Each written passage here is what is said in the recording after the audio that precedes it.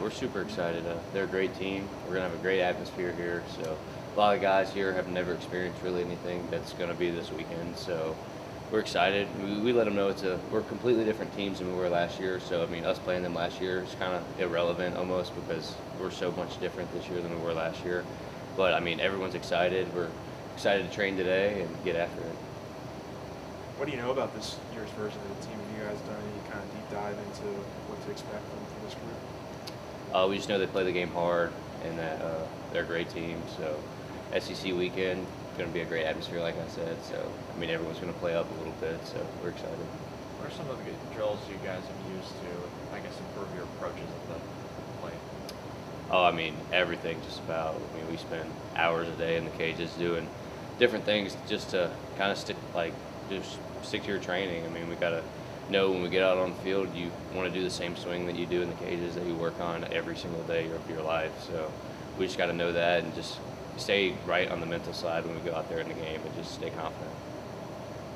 Definitely wasn't the outcome y'all were hoping for last weekend, but kind of how do you help the younger guys move past that and get into this weekend and be able to box the ultimate SEC court here? Yeah, I mean, it was a great weekend. I mean, we didn't win the games, but it was a great learning experience for guys. Young guys got to get in, got experiences with a tough crowd. I mean, their atmosphere it's kind of like it is here. I mean, they get rowdy out there, so a lot of guys getting to play outfield, getting yelled at from the fans, things like that. So it's just a great experience for the guys to finally get out there and experience something like that, and just we can flush it and get to this weekend. How much of the offense is just consistency? I mean, like you guys you're prone to big innings. You guys hit the long ball. You guys have shown that you can get on base, but I think it's probably just driving the guys in from there has been maybe the biggest kind of area of inconsistency. How much does that kind of work into what you guys are trying to improve on? Oh yeah, we do rounds every day where we practice like bases loaded, one out, and things like that. And we just got to know that you got to sink to your training when runners are on base and just put the ball in play. Don't try to do too much, and that's just something we got to continue to work on. I mean, I think last year around this time, maybe you weren't an everyday fixture in the lineup, and yet you were a huge piece of them winning last year. I mean, has that been kind of the story of your career? Maybe off to a little bit of slow starts, but then you always just find a way to pick it up once this time of the year comes around. Yeah, I mean, I just through conversations with the coach, it's just you got to be ready when your name is called on. And it doesn't really matter where you are when the game starts or anything like that. It's how are you going to help the team win today? So that's just kind of the mentality I've taken into my career here at LSU, and I just try to bring that to the guys. You guys have been rotating a lot in the outfield. I mean, just I don't want to say how difficult it is, but just how much do you have to kind of keep up knowing that maybe I'll be in today but not tomorrow? Just kind of how does that work? Five or six different guys rotating in. It's a great problem to have. I mean, we got such a deep team this year that you could really throw anyone out there and they're going to compete just like anyone else. So, I mean, it's great. You get to learn from each other. It's like last year having guys like Dylan and Joe Bear out there, you could learn from them. So, I mean, that's kind of how we take it this year is whoever's out there, you can watch their at-bats and just learn from what they're doing. Has the Buzz nickname stuck? Yeah, I mean, since my freshman year, it's been there the whole time. So, You came up with that? Joe Bear. Joe Bear? Yeah, they came out with the live action movie or whatever. And he said I looked like the guy. So. I guess what's allowed you to just see the ball a lot better in the last couple of games? Yeah, we've been working a lot in the cages, like I was saying. Just working on getting my foot down early and being able to see the ball and swing at pitches that I can hammer, and then not swinging at anything else, taking balls. And we've really just been able to take that into the game and stay confident, just be up there, not press or anything like that, and it's been really paying off. You guys used like a dotted ball drill where you had to see what color sort of come in. Like, how does it sort of help you with pitch selection? Just recognizing spin. Yeah, we do different drills like that. It just helps you to really see the ball and don't try to speed yourself up or anything like that. And just know that you can't hit the ball without seeing it. So we've done things where you try to swing with your eyes closed and you're not going to be able to hit the ball. So you just got to know you got to see the ball to be able to hit the ball. So the dotted drill kind of helps with that. For sure. I mean, nothing's instant, right?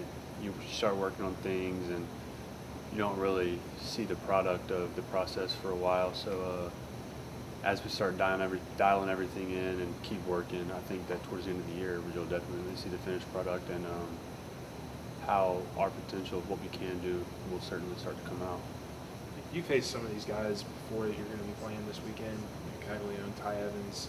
Just what do you remember, I guess, about the way that they go about their business offensively, and just maybe your overall thoughts on just the weekend ahead? Yeah, I mean it's a really good offense, right? A really threatening offense. They take big swings. They're super aggressive. But sometimes whenever you run into offenses like that, you can kind of take advantage of their aggressiveness. So yeah, just being able to execute your pitches, and then when the time comes and you have them in a kill count, really expand and just take advantage of how bad they want to hit. You can see that they go up there with a plan. They go up there to hit. They go up there to do damage. But there can also be a downfall to that if a pitcher knows how to take advantage of it for sure. When you go back to last weekend, was it the pitching stats maybe not getting to those kill counts like you guys maybe wanted to? I mean, it seemed like they were really attacking you guys early in counts and that kind of thing. Just maybe just talk about what the message has been amongst the pitchers this week in terms of just how to kind of flush last weekend to get back to business. Well, I mean, last weekend I think that Mississippi State's offense probably played their best baseball that they have all year. I haven't really paid attention to them much throughout the year, but I mean that offense looked like one of the best offenses in the country from the dugout, in my opinion. So that's the first thing, right? They executed their plan. They had a plan going into the weekend, and they executed it to a T. So to a point, you got to kind of tip your cap. But yeah, the things that we're trying to get better at, just getting an 0-1 count instead of 1-0. Getting that first pitch strike allows you to do a lot more with your stuff versus let the hitter just hunt a pitch. And then when you get to an 0-2 and a 1-2 count, you put them away. You don't go from 0-2, 1-2 to end up walking the guy, which happened a couple of times this weekend. Go and get 0-2 to a leadoff hitter, walk a guy, and lead into a big inning, or just different things like that. Just get a guy 0-2 or 1-2, you put him away, move on to the next guy. Really kind of send a message to the dugout that your stuff's on and you're in a roll. And, really set a tempo for the pitching staff. It seemed like part of their plan was just not letting guys even get to 0-1 or get to 0-2 by just being aggressive with that fastball late. Was that something that caught you guys off guard, do you think, at all, or?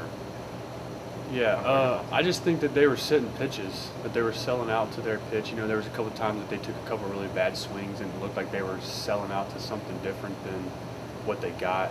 And then they took a swing at it, and it ended up being a bad swing. But I mean, for the most part, they were just playing percentages, and they guessed right a lot. And you could tell that they really sold out to what they were trying to do.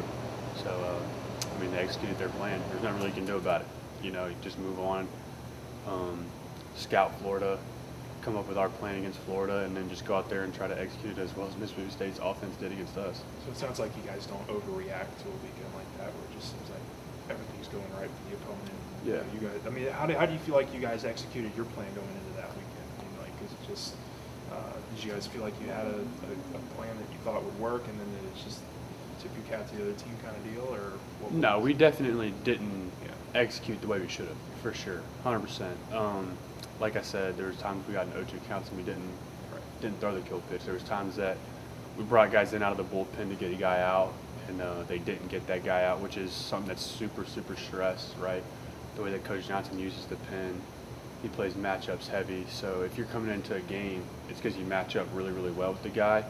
So just being able to go in there and throw your stuff with complete confidence, knowing that your stuff is literally built to get this guy out. And there was a few times that we brought guys in to do that, including myself. I came in with a runner on second base, 2 outs, against a guy that didn't hit spin well, and I left his slider up in the zone. Kid got a 2-out RBI single. And I mean, it's just you can't win baseball games when you're doing that, right? So just getting better at the things that we need to get better at to win games for sure. Obviously, not the exact same squad here, but with the success you had last year against Florida, does that give you an extra boost of confidence going into the weekend when you get up on the mound? Yeah, for sure. But I mean, like you said, it's a different team. We have a different team. They have a different team. I'm sure they're going to come in with a different chip on their shoulder. But really, it's just about executing. Can't make it about anything other than that. Just going out there and locating pitches, going up there, getting kill counts, getting guys out, hitters executing their plan, making the pitchers work to get them out, and then just playing clean defense. And then you get to the end of the weekend and you can go to sleep nicely whether you win or lose. You know, you just did your job, and they were either better than you that day or they weren't. You know, there's nothing you can really control other than that. That Tennessee series really sticks out last year in terms of just environment and crowd and atmosphere during the regular season.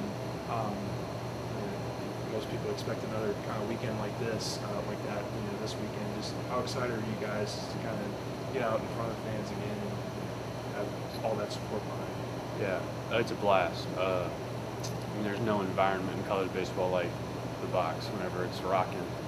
So we've been telling the transfers and the freshmen, you know, they thought it was super cool opening day and all that stuff, and I was like, y'all have no idea. Like, that opening weekend, you know, SEC play here, like once SEC starts rocking those Friday night games, like they get wild, they get rowdy. You know, people are there to watch good baseball, and Louisiana people love good baseball. So, I mean, yeah, going out there to compete in front of 12,000 people that are behind you 100% feels really good. You mentioned how Coach Johnson utilizes the bullpen. How does he sort of communicate with you in terms of when you're going to come, not just when you're going to come into the game, but like how long you're going to be in the game for? Yeah, I mean, we usually know the guys that we match up with before the weekend starts. You know, it'll be like he'll come to us and let us know, like, hey, the 4-5-6 guy, like 4-5-6 hitters in a big spot, like I'm coming to you, like just a heads up, you know, late in the game, close game, runners on base, and that's who's coming up to bat, like be ready to go in, like visualize yourself getting those guys out throughout the weekend whenever they're hitting and you're not in the game. So usually, I mean, you know who the guys are that you're expected to get out when you come in the game, so it kind of helps you, like I said, just visualize it and see yourself getting those guys out before it's your time. Does he explain exactly why you match up well against a certain guy? Well, I mean, or guys. Most of the time you just kind of know, like I know, you know, I'm a slider heavy guy, so whenever I'm coming in the game to face somebody, it's probably because they just don't hit spin well. Whereas like you have a guy like Christian who throws hard, you know, fastballs up in the zone, cutters. So like you know your strengths, right? And then if you're bringing a guy in, they get a guy out because they match up well, it's because whatever you do really well, they can't handle. So yeah, just going in there and playing your hand, playing your strengths, and going up there, being 100% aggressive at what you do best. Are you and the rest of the guys okay? And I guess this applies mostly to the bullpen, but with having one game you're coming in the 6th inning, and the next game you're coming into the 9th in a completely different scenario, like different times of the game, different scenarios. Like, are you guys okay with kind of being thrusted around like that? Yeah, I mean, our job is to get outs, right? You just can't make it about anything other than that. Whenever it's my time to come in the game and pitch, my job is to get outs. It's not about being a closer. It's not about being a starter or a reliever. It's about when I get the ball and I'm on the mound against Florida, like I'm expected to get those dudes out. So, yeah, you can't get too caught up in a role or anything like that, because roles change throughout the weeks, depending on what that team does and how they handle certain guys. Some guys may play a bigger or a smaller role. So, yeah, you can't get too much caught up in it. Just you get the ball and it's your time to go. Just go out there and compete. Was that an adjustment for you at all when you first got here? That like, oh, I don't have a set role in terms of when I'm coming into the game. It depends on the matchup. Yeah, kind of, but I feel like for me it almost like feeds me a little bit, just because I went from my entire life playing 3 or 4 games a week and being on the field every single inning of the game to like being in the dugout, sitting in the bullpen, just itching to get out there.